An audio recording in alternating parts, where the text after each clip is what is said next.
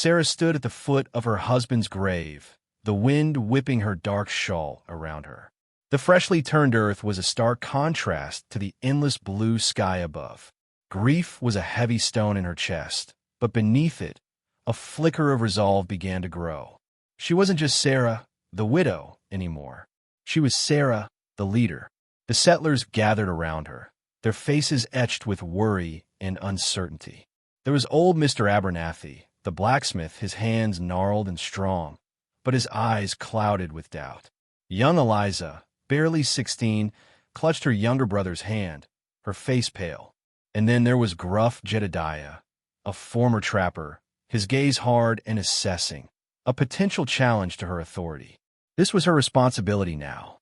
This ragtag group of farmers, carpenters, and dreamers had entrusted their lives to her husband, Thomas.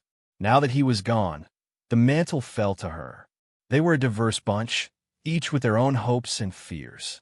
Some sought land, others escaped from past troubles, and still others, simply a new beginning. There were families with young children, their laughter now subdued by the recent loss. There were single men and women, all yearning for connection and a place to call home. They had sold everything they owned, pooling their resources to buy wagons, oxen, and supplies for the long journey west. Sarah knew that leading them wouldn't be easy. The journey was fraught with peril, hostile territories, scarce resources, and the ever-present threat of disease. But she looked at their faces, saw the glimmer of hope in their eyes, and knew she couldn't let them down. She would honor Thomas's memory by guiding them to the promised land, no matter the cost. She took a deep breath, squared her shoulders, and prepared to address her people. The fate of the settlement rested on her shoulders. Sarah turned to face the assembled settlers. The air was thick with unspoken questions and anxieties.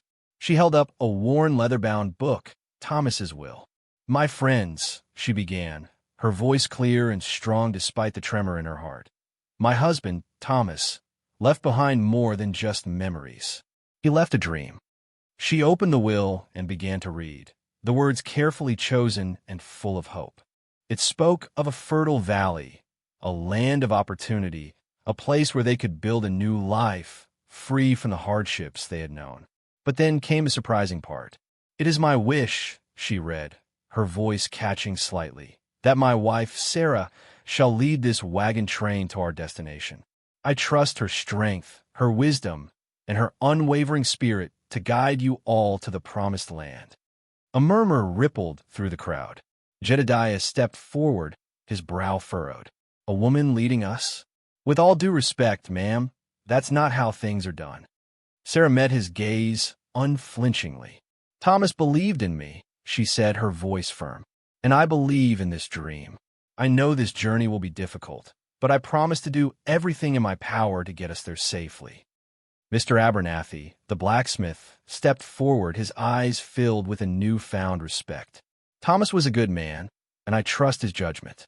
If he believed in you, Sarah, then so do I." Others voiced their support, their initial hesitation replaced by a cautious optimism.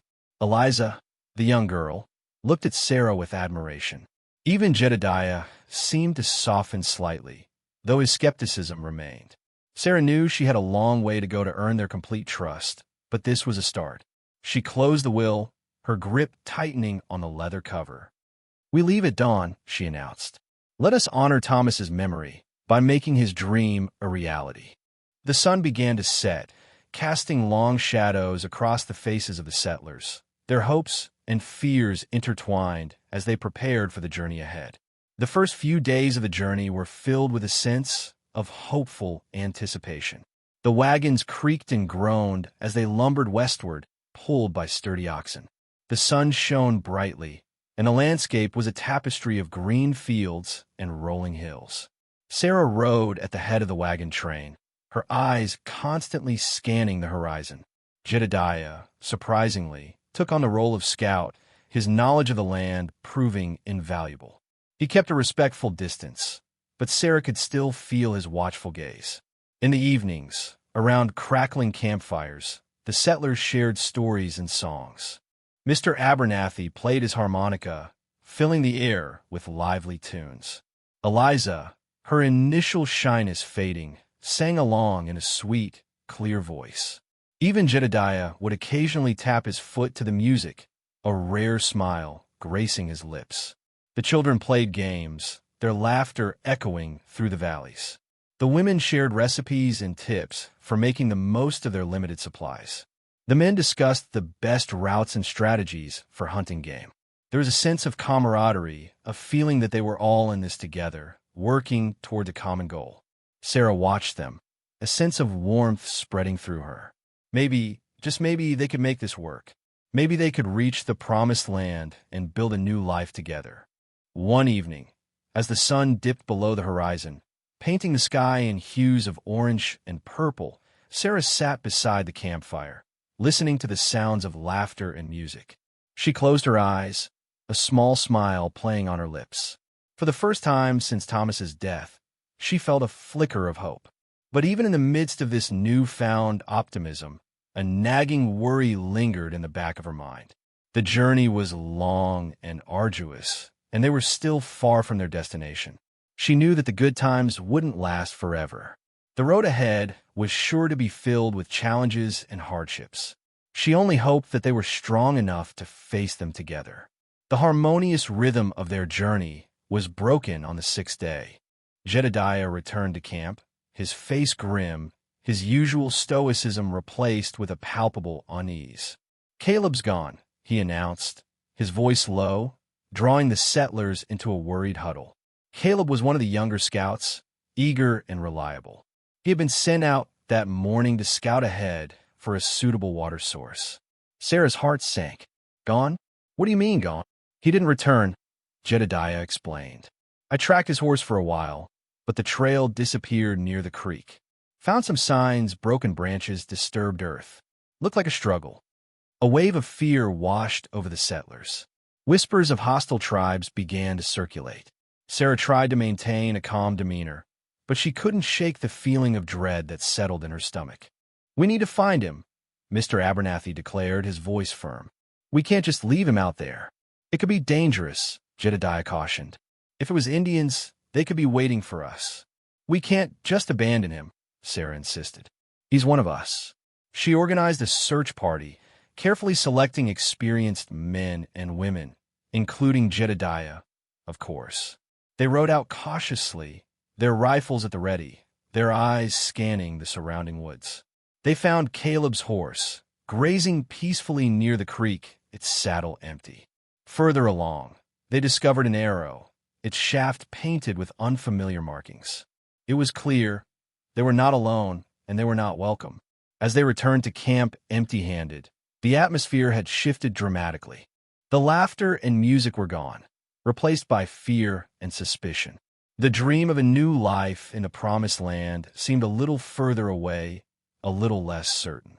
The whispers grew louder, and Sarah knew she had to address the growing unease before it consumed them all. Caleb's disappearance was more than just a loss. It was a harbinger of the dangers to come.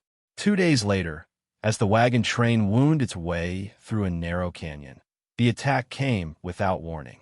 A hail of arrows rained down from the cliffs above, followed by the war cries of unseen warriors. "Ambush!" Jedediah roared, his voice cutting through the chaos. "Wagons in a circle! Everyone, take cover!" Sarah reacted instinctively, grabbing her rifle and shouting orders. The settlers scrambled for safety, maneuvering the wagons into a defensive circle as best they could. The air filled with the sounds of gunfire, the screams of the wounded, and the thud of arrows hitting wood. It was a chaotic and terrifying scene. The Native American warriors, their faces painted with war paint, charged down the cliffs, firing arrows and letting out piercing cries. The settlers returned fire, their rifles barking in defiance. Sarah moved quickly, checking on the wounded, offering words of encouragement, and directing the defense. She saw Eliza tending to her injured brother, her face pale but determined. She saw Mr. Abernathy, his blacksmith's hammer replaced with a rifle, firing with surprising accuracy. Jedediah fought fiercely, his knowledge of the terrain and his skill with a rifle proving invaluable. He moved from wagon to wagon, offering support and encouragement, his gruff exterior replaced with a fierce protectiveness. The battle raged for what seemed like an eternity. The settlers, outnumbered and outgunned, fought with desperation, their determination fueled by the desire to survive and protect their families. Finally, as the sun began to set, the Native American warriors retreated, disappearing back into the cliffs as quickly as they had appeared. The silence that followed was deafening, broken only by the moans of the wounded and the sobs of the grieving. The settlers had survived the ambush, but at a heavy cost. Several were dead, and many more were wounded. The wagons were damaged, and supplies were dwindling.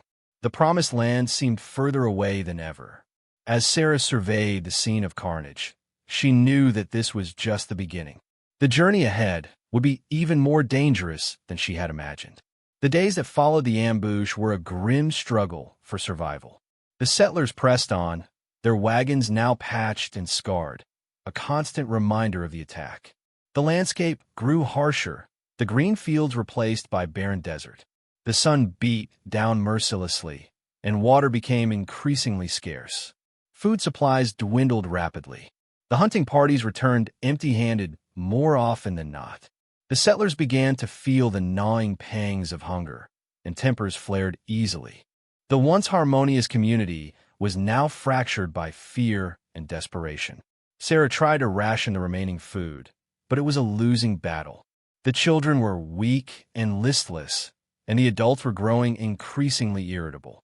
She knew she had to find a solution, and fast, or they would all perish.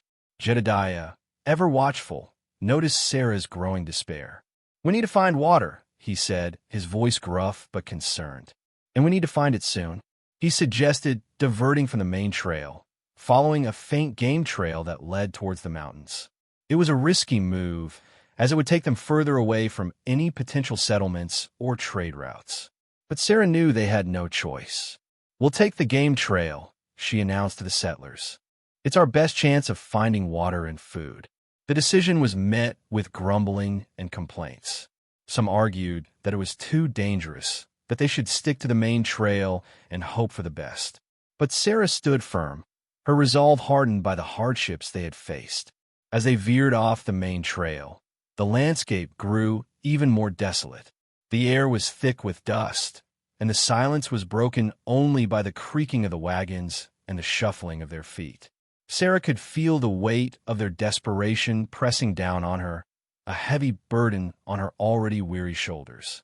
She knew that their survival depended on her ability to lead them through this desolate wilderness. As the wagon train followed the game trail deeper into the mountains, a new kind of tension began to brew.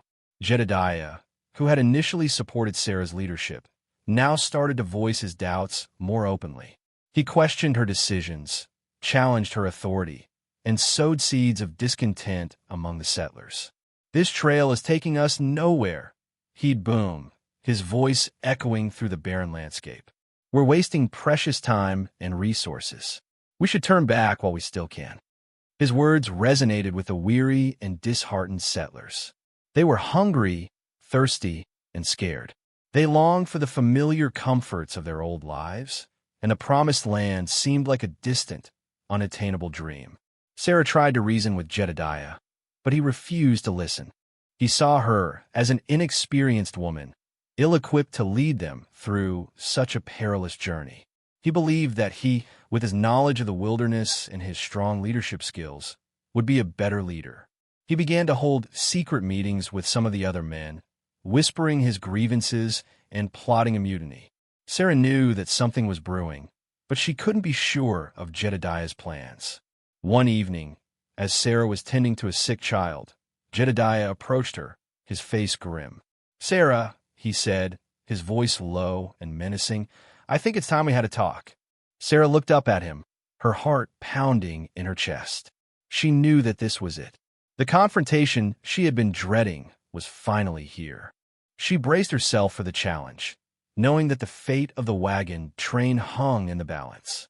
The air crackled with unspoken animosity as they stood facing each other, the vast and unforgiving wilderness their silent witness. The loyalty of the settlers was about to be tested. Jedediah, Sarah said, her voice steady despite the turmoil within. What is it you want?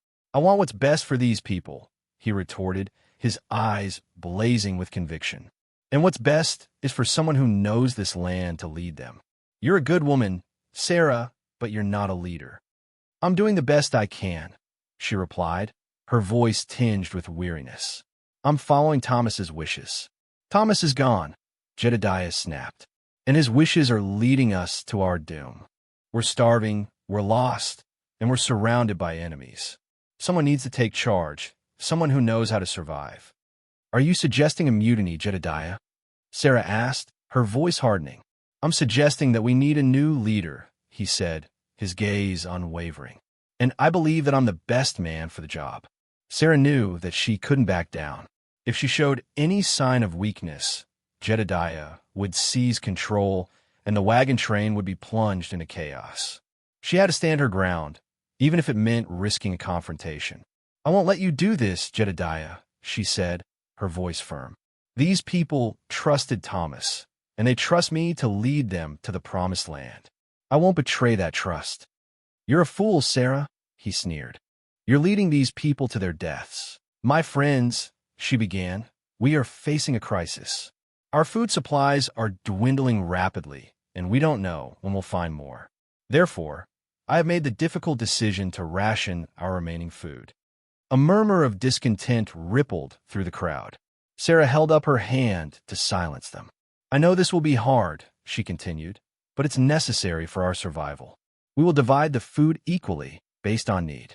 Children and the sick will receive larger portions. Everyone else will receive a smaller ration. Jedediah stepped forward, his eyes blazing with anger. This is outrageous, he exclaimed. You're starving us. You're favoring some over others. This is unfair. His words struck a chord with many of the settlers. They were already hungry and desperate, and the thought of receiving even less food was unbearable. Accusations of unfairness and favoritism began to fly. My children need more food, one woman cried. They're weak and sickly. I'm doing the hardest work, a man shouted.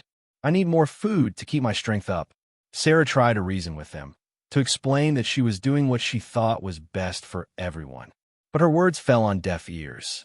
The settlers were consumed by their own hunger and fear.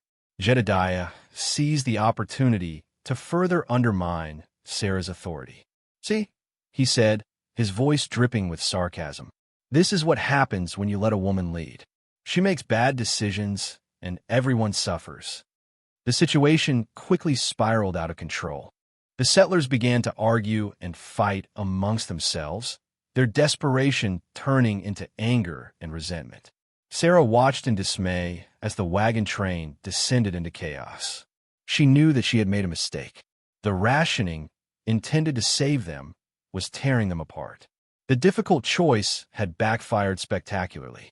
Now, Sarah had to find a way to regain control before it was too late. Driven by desperation, Sarah organized a large hunting party, including Jedediah, despite her distrust of him. They ventured further into the mountains than they had before, their rifles at the ready, their eyes scanning the horizon for any sign of game. Days passed with no luck, and the hunters were on the verge of giving up hope when Jedediah spotted something in the distance. A small group of Native Americans on horseback. Fear rippled through the hunting party. Were these the same hostile tribe that had ambushed them before? Jedediah urged caution, but Sarah, desperate for help, decided to approach them. As they drew closer, it became clear that these Native Americans were different. Their faces were painted with different markings, and their demeanor was peaceful. They spoke a different language, but Jedediah, surprisingly, recognized a few words. He managed to communicate that the settlers were starving and in need of help. To their astonishment, the Native Americans responded with kindness and generosity. They led the hunting party to a hidden spring where they could replenish their water supplies. They shared their own food, a welcome feast of roasted rabbit and berries. Through gestures and broken words, the tribe's leader, a wise old woman with kind eyes, explained that they were the Shoshone, and they were willing to help the settlers. She warned them of the dangers that lay ahead, including the hostile tribes that roamed the territory. She offered to guide them through a safer passage, one that would lead them to the foothills and eventually to the Promised Land. Sarah was overwhelmed with gratitude. She had expected hostility and violence, but instead, she had found kindness and compassion. She realized that not all Native Americans were enemies. The encounter with the Shoshone offered a glimmer of hope in their darkest hour, a reminder that even in the midst of despair, there was still goodness to be found. The settlers, wary at first, began to relax, accepting the unexpected aid. This alliance, however fragile, might be their only chance. The Shoshone's guidance proved invaluable, leading the settlers through treacherous mountain passes and past hidden dangers. However, the encounter did little to quell Jedediah's ambition. He saw the Shoshone's assistance as a sign of weakness on Sarah's part, further solidifying his belief that he should be in charge. One evening, as the settlers prepared for the night, Jedediah gathered his loyal followers. "The time has come," he declared, his voice low and urgent. "Sarah is leading us to ruin. We need to take control of this wagon train and make our own decisions." He planned to seize the supplies, redistribute them according to his own judgment, and set a new course, one that he believed would be safer and more direct. News of Jedediah's plan reached Sarah through Eliza, who had overheard the conspirators. Sarah knew she had to act quickly to prevent a full-blown mutiny. She rallied her own supporters, Mr. Abernathy, the blacksmith, and a few other loyal settlers. The confrontation occurred in the heart of the camp, under the pale light of the moon. Jedediah and his followers stood on one side, their faces grim and determined. Sarah and her supporters stood on the other, their rifles at the ready. "Jedediah," Sarah said, her voice clear and strong, "stand down. This mutiny ends now." "I'm doing what's best for these people, Sarah," he retorted, his hand resting on the butt of his rifle. "You're leading them to their deaths." "They trust me," Sarah replied, "and I won't betray that trust." A tense silence filled the air. The fate of the wagon train hung in the balance. The settlers watched anxiously, unsure of which side to support. The slightest spark could ignite a bloody conflict that would tear the community apart. Sarah braced herself, ready to defend her leadership and the dream of the Promised Land. The showdown had arrived. Just as the tension between Sarah and Jedediah reached its peak, nature unleashed its fury. A monstrous sandstorm descended upon the wagon train, engulfing them in a swirling vortex of sand and wind. The sky turned an ominous shade of brown, and the wind howled like a banshee. The settlers screamed in terror as the wagons were tossed and turned, their contents scattered across the desert floor. The sand stung their eyes and filled their mouths, making it impossible to see or breathe. Sarah clung to the reins of her oxen, desperately trying to keep them from bolting. She could hear the cries of the children and the shouts of the adults, but she couldn't see anything through the blinding sand. The storm raged for hours, tearing apart the wagon train and scattering the settlers in every direction. When it finally subsided, the landscape was unrecognizable. Wagons lay overturned, supplies were buried under drifts of sand, and the settlers were scattered and disoriented. Sarah found herself alone, her wagon overturned, her oxen gone.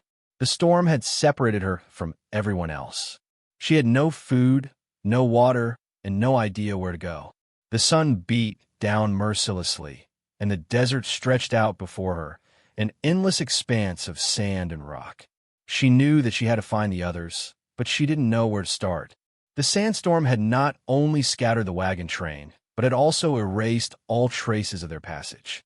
As Sarah began her desperate search, she knew that she would have to rely on her own wits and courage to survive.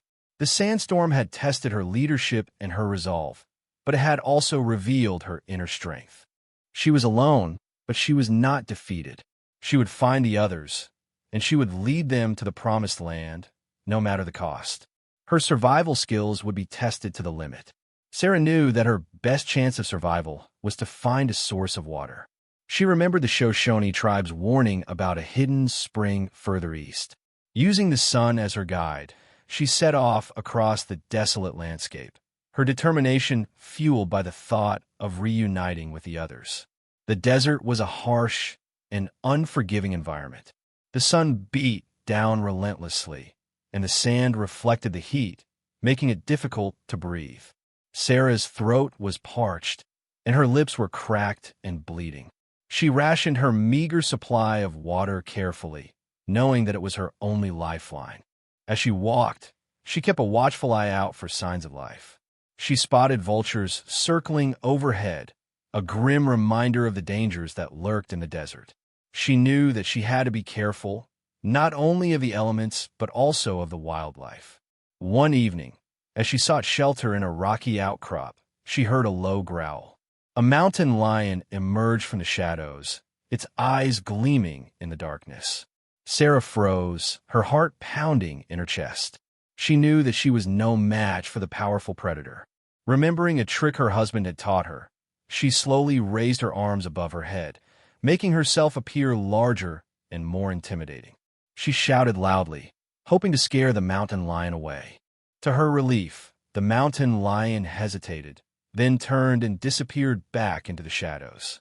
Sarah breathed a sigh of relief, but she knew that she couldn't let her guard down. The desert was full of dangers, and she had to be prepared for anything. She also narrowly avoided a rattlesnake, using a long stick to guide it away from her path. She pressed on, driven by her unwavering determination to find the others and lead them to safety. She would not succumb to the dangers of the desert. After days of wandering, Sarah finally reached the hidden spring the Shoshone had described. To her immense relief, she found a small group of settlers already gathered there: Mr. Abernathy, Eliza, and a few others. They were weak and exhausted, but alive. Tears of joy streamed down Sarah's face as she embraced them. They shared their meager supplies and told stories of their own harrowing experiences during the sandstorm. Many had lost loved ones, and all had suffered greatly. As they waited for others to arrive, they began to take stock of their losses. Wagons were destroyed, supplies were scattered, and many settlers were still missing. But despite their hardships, their spirits were not broken. The sandstorm had tested them to their limits, but had also forged a new sense of unity and determination. Then, a somber realization washed over them. No one had seen Jedediah since the storm. Search parties were organized, but they returned empty-handed. The settlers reluctantly concluded that he had been lost in the sandstorm, another victim of the unforgiving desert. A mixture of relief and sadness filled the camp. Jedediah had been a source of conflict and division, but he had also been a skilled scout and a strong leader in his own way. His loss was a reminder of the fragility of life and the importance of unity. Despite their weakened state and the loss of Jedediah, the settlers were more determined than ever to reach the promised land. They had faced unimaginable hardships, but they had survived. They had learned valuable lessons about resilience, courage, and the importance of community. Sarah, her leadership now unquestioned, knew that the final leg of their journey would be the most challenging, but she was confident that they could overcome any obstacle together. They would honor the memory of those they had lost by building a new life in the West. With their numbers depleted and their supplies dwindling, the settlers knew that the final leg of their journey would be their most challenging yet. The Shoshone had warned them about a treacherous mountain pass, known as Devil's Throat, that was controlled by a particularly hostile tribe. They were also running dangerously low on food and water. Sarah gathered the settlers, her voice filled with a mix of determination and concern. "My friends," she said, "we are close to the promised land, but the path ahead will be difficult. We must be prepared to face danger and hardship. We must rely on each other and never give up hope." They set off, their wagons creaking and groaning as they climbed higher into the mountains. The air grew thin and cold, and the landscape became increasingly barren. The settlers were weak and exhausted, but they pressed on, driven by the dream of a new life in the West. As they approached Devil's Throat, they could see signs of the hostile tribe: crude markings on the rocks, broken arrows, and the remains of abandoned campsites. They knew that they were being watched. Sarah ordered the settlers to be extra vigilant. They traveled in tight formation, their rifles at the ready, their eyes scanning the surrounding cliffs. They shared what little food they had, making sure that the children and the sick received the largest portions. One evening, as they made camp in a narrow canyon, they were ambushed. A hail of arrows rained down from the cliffs above, followed by the war cries of the hostile tribe. The settlers fought back bravely, but they were outnumbered and outgunned. Sarah, Mr. Abernathy, and Eliza fought side by side, their determination fueled by the desire to protect the others. They knew that their survival depended on their ability to hold off the attack until dawn. The final push would test them all. They were exhausted and starving. As the first rays of dawn broke over the horizon, the hostile tribe retreated, leaving the exhausted settlers battered but alive. They had survived the night, but they knew that they couldn't stay in Devil's Throat any longer. They had to push on, even though they were weak and starving. With Sarah leading the way, they began their descent from the mountains. The terrain was treacherous, and the settlers stumbled and fell, but they refused to give up. They knew that the promised land was within reach. Finally, after days of relentless travel, they emerged from the mountains and gazed upon a sight that took their breath away. Before them lay a fertile valley, a lush green paradise surrounded by towering peaks. A crystal-clear river flowed through the valley, and the air was filled with the scent of wildflowers. Tears of joy streamed down the settlers' faces as they realized that they had finally reached their destination. They had endured unimaginable hardships, but they had persevered. They had overcome every obstacle, and they had arrived at the promised land. They set about building a new settlement, constructing homes, planting crops, and establishing a community. They remembered those they had lost along the way, honoring their memory by creating a place of peace, prosperity, and hope. She had led her people through the wilderness and had brought them to a place where they could finally build a new life. The settlers had been forever changed by their journey, but they had arrived, at last, in the promised land. They would never forget what they had been through. They would always remember Sarah, the widow who had led them through hell and brought them to paradise.